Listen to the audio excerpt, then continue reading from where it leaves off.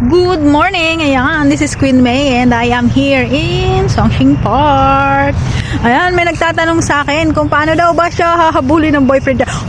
Hindi nga ako hinahabol, tapos ako yung tatanungin mo kung paano hahabulin ng boyfriend mo. Ako hindi nahabol, iniiwan eh. Lagi nga akong iniiwan, di ba? Well, ito yon. Paano ka habulin ng boyfriend mo? Paano ka habulin ng boyfriend mo kung lagi ka nangungulit, di ba? Hindi ka niya mamimiss. Isa sa pinakarason kung bakit ang boyfriend mo ay hindi na interesado sa'yo is kasi nangungulit ka lagi kang nandyan para sa kanya, lagi kang nagchat-chat, lagi kang nagte-text, di ba? Sa tingin mo, hahabulin ka niyan, iniisip niya, nandyan lang naman yan palagi para sa akin eh. O, di ba? Kahit anong gawin ko, nandyan yan para sa akin. Aantayin ako niya, nan-chat ko ang inaantay niya every day, every second, every minute, o, di ba? O, sa tingin mo, habulin ka niyan? O, ganito ang gawin mo para habulin ka niya. Huwag ka magparamdam sa kanya. Wag na wag. Kasi once na hindi ka magparamdam sa isang tao, diyan niya marirealize kung mahal ka niya, maghahabol yan. Pero kung hindi ka kanya mahal, hindi maghahabol yan, di ba? Basic, di ba? Makikita mo ang isang tao na interesado sa iyo kapag nawala ka sa buhay mo, hahanap-hanapin ka niya. Gagawa yan ng way para bumalik ka. Ayun lang yun, di ba? Hindi mo kailangang ibigay yung 24 hours para sa kanya, yung 24/7 para sa kanya. Kasi kung talagang mahal ka niya, kung talagang mahalaga ka sa kanya, i-value niya ang isang katulad mo. Hindi ka niya babaliwalain, di ba? Ganon lang yan. Parang bagay yan na kapag ginusto mo, gusto mong kunin, paghihirapan mo, di ba? Parang success sa buhay, di ba?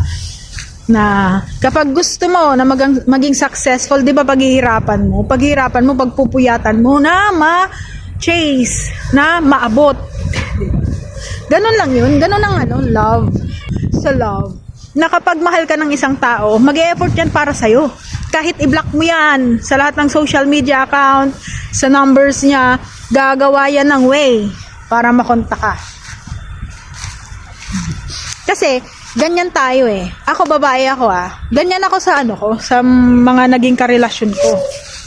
Kapag nakikita ko na lumalayo sila, ako ang gumagawa ng way para magkabalikan kami, magkabati kami. Ganon. Ganyan din ng lalaki. And ang lalaki, yan? 'Di ba, mga challenger yan. Gustong-gusto nila yung challenge. Paano sila mag-challenge kung ikaw na yung naghahabol-habol sa kanya, 'di ba? The tendency is lalayo siya sa'yo. Magiging mailap siya kasi nga lagi kang nandyan para sa kanya. Iniisip niya na kahit anong gawin niya, hindi mo siya iiwan, hindi mo siya matitiis. So, ang gawin mo is huwag ka magparamdam sa kanya. Pabayaan mo siya mag-chat. Hindi yung lagi kang marupok, isang chat lang nandiyan ka na agad sa kanya. Isang sorry lang ibibigay mo na naman ang 100% mo sa kanya. Hindi gano'n ang buhay. Hindi gano'n ang buhay, Inday. Dapat matuto tayong pahalagahan muna ang sarili natin. Kasi paano tayo papahalagahan ng ibang tao? Paano tayo papahalagahan ng taong mahal natin kung hindi tayo marunong magpahalaga ng sarili natin, di ba? Nagsisimula yan sa sa mahalin natin yung sarili natin bago tayo mahalin ng ibang tao, diba? Kasi walang taong magmamahal sa atin kung tayo mismo hindi natin kayang mahalin ang sarili natin, di ba? Ganun lang yun.